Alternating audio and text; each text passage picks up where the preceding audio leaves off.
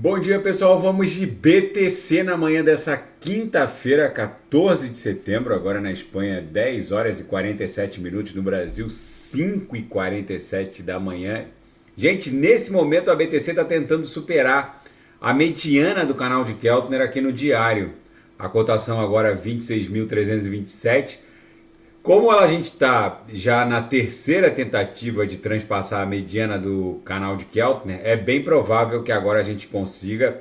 O book já foi ligeiramente carcomido. A primeira tentativa sempre falha, porque tem muita ordem de venda. Na segunda já fica rarefeito, na terceira vai. A próxima parada, então, para a BTC é algo ali próximo de 28 mil dólares. Vamos ver no semanal. Gente, no semanal, hoje é quinta-feira ainda tem muita água para rolar debaixo da ponte até a virada da VWAP semanal, que vai concluir o desenho desse candle aqui no semanal.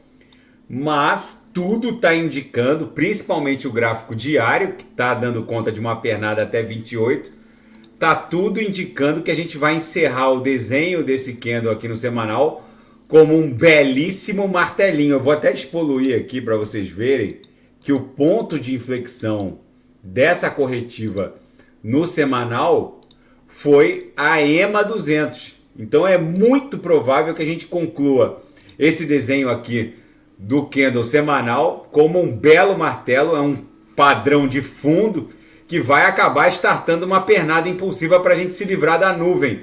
Aqui no semanal, na projeção, a nebulosidade esverdeada ganhou bastante espessura. Vamos ver no 4 horas agora. No 4 horas eu estava fazendo uns esboços aqui. A gente criou meio que um topo duplo naquele pump de 12 de setembro, onde a máxima bateu 26.567.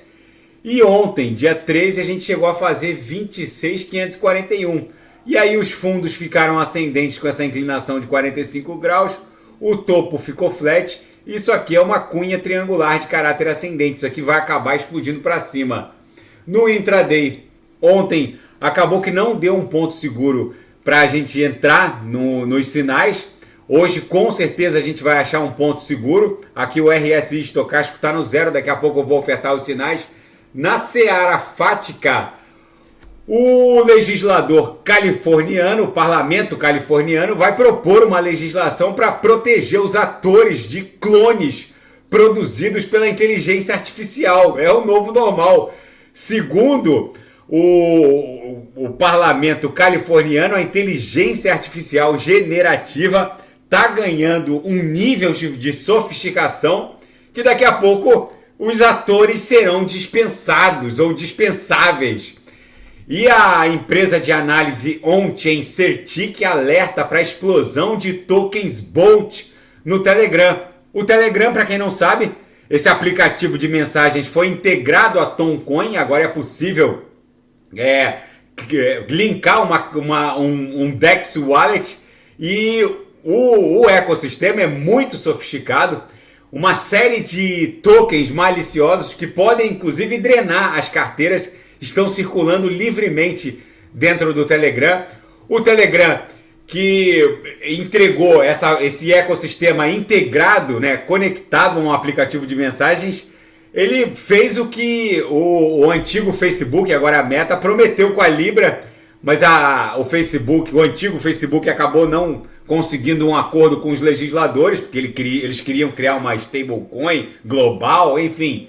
Agora o Telegram integrou esse aplicativo de mensagens, que passa a ser uma plataforma da Web3, ao ecossistema Toncoin. E na seara geopolítica e finanças internacionais, o Elon Musk foi ao Senado da República nos Estados Unidos e pediu que uma nova agência federal regulatória supervisione a inteligência artificial. O Elon Musk já tinha dado uma entrevista dizendo que ele não vê saída para o futuro da sociedade no planeta. Segundo ele, os estados soberanos vão ter que criar uma espécie de universal income, um Bolsa Família global, porque a inteligência artificial, segundo ele, vai roubar e solapar praticamente todos os empregos. Vamos ver como isso vai se desdobrar. E a China detona a investigação da União Europeia, da zona do euro, quanto a um suposto subsídio na produção de carros elétricos.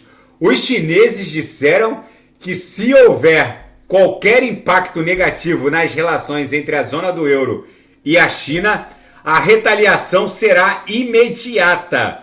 E é provável que os europeus saiam mais machucados dessa história do que os chineses. Vamos ver. E o Ocidente não consegue atrair amigos da Rússia para o lado ucraniano e para o lado da OTAN. O Brasil é um exemplo claro.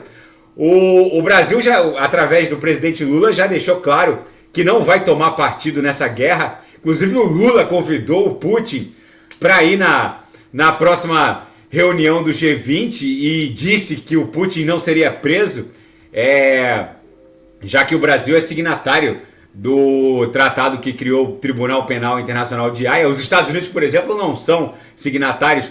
Mas, enfim, fica esse imbróglio. O fato é que as economias emergentes, de uma maneira geral, estão relutantes em tomar partido desse conflito russo-ucraniano.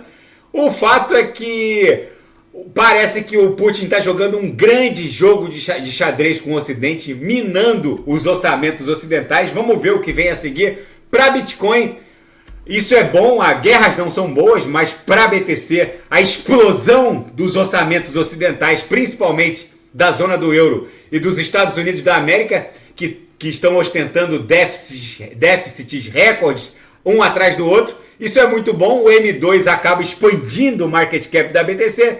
Isso aqui provavelmente vai explodir de forma ascendente, vai buscar no mínimo os topos aqui dessa acumulação, lá no patamar de 31 mil dólares. Na projeção, a nebulosidade avermelhada parou de ganhar espessura no diário, no semanal ela segue ganhando espessura esverdeada, no diário parou de ganhar espessura avermelhada. Isso aqui pode facilmente evoluir para uma bela nebulosidade esverdeada. Daqui a pouco eu volto, vou fazer ADA, XRP, Polkadot Kusama, Atom, e quem quiser sugerir alguma análise é só colocar nas mensagens abaixo. Grande abraço, até daqui a pouco.